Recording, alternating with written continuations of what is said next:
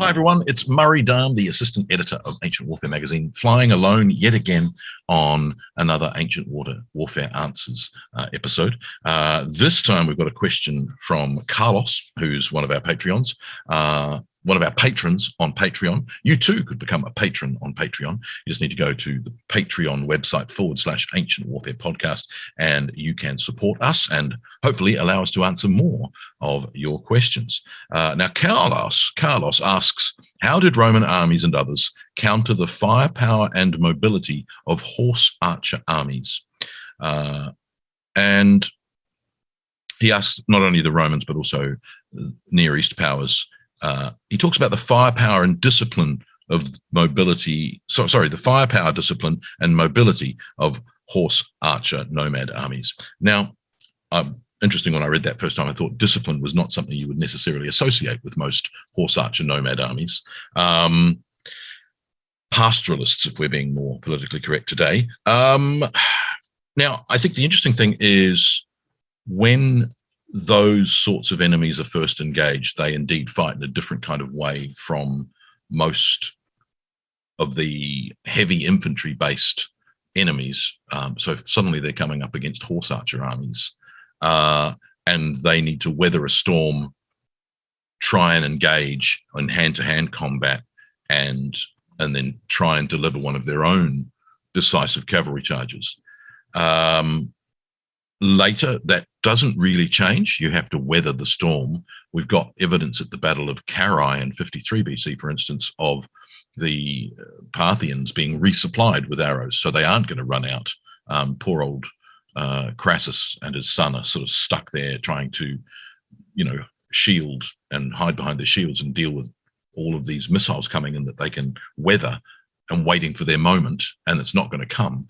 And eventually they lose patience, try and take a moment that didn't exist, and they get defeated for it.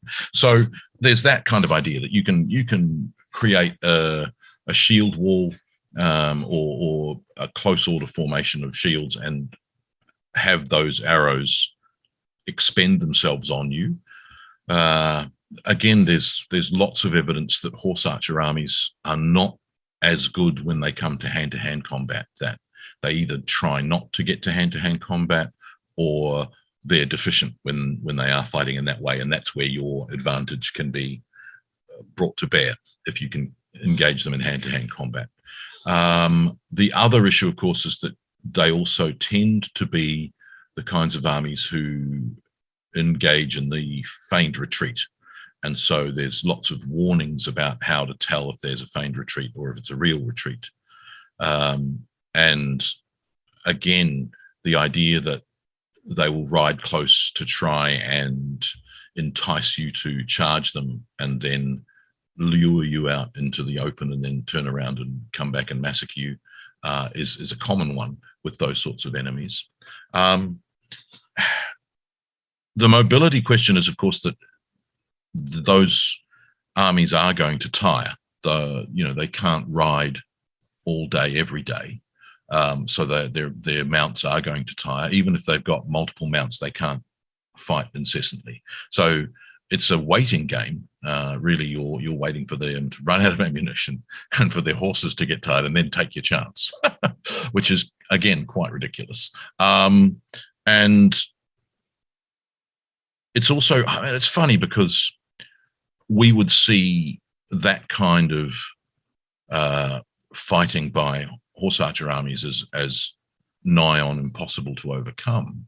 But there's a different thing going on in those sorts of armies, because they are about the bravado of the individual within a tribal structure, where the warrior has to show themselves to be doing brave deeds because normally their chief or their king is watching.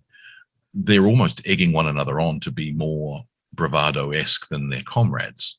So, riding closer to the enemy than anyone else got, staying longer within enemy counter-missile fire range. And so all those sorts of things are coming into play. It is not necessarily a tactic of annihilation.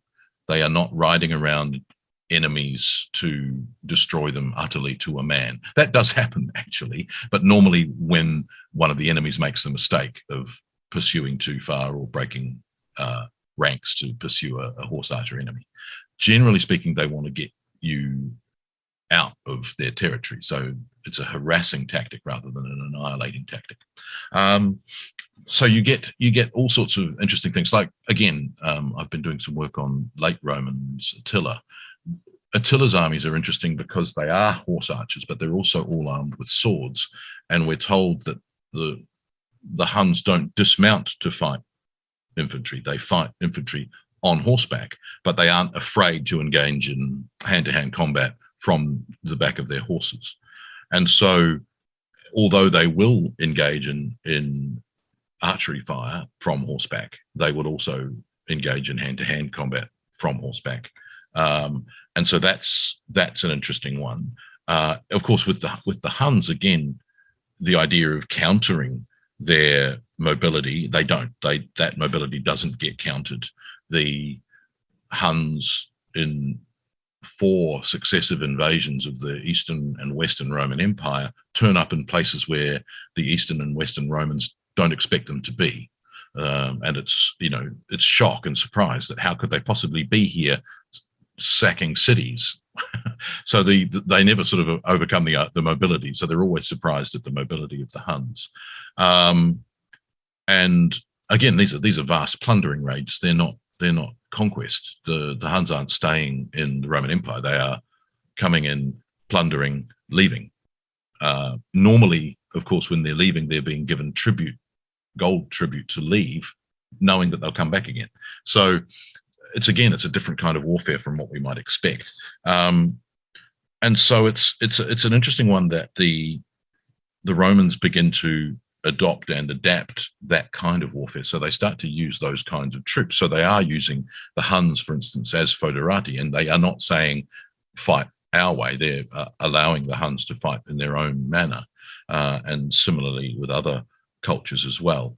And going back to Greek history, you've got units of these sorts of troops being used in conjunction with other kinds of troops. And I think, there's certain territory within the empires involved that, the vast steppes allow that kind of warfare, because you can all be mounted, well, you all have to be mounted, and you can roam and do this sort of harassing archery tactic. But when you come into Greece and the Balkans and, even parts of Turkey and Persia, that terrain disappears or is in very short supply. So those sorts of tactics aren't really possible in a lot of those areas. So even if you have some contingents of those kinds of troops, they're not necessarily going to be as effective as they would be in terrain that suits them.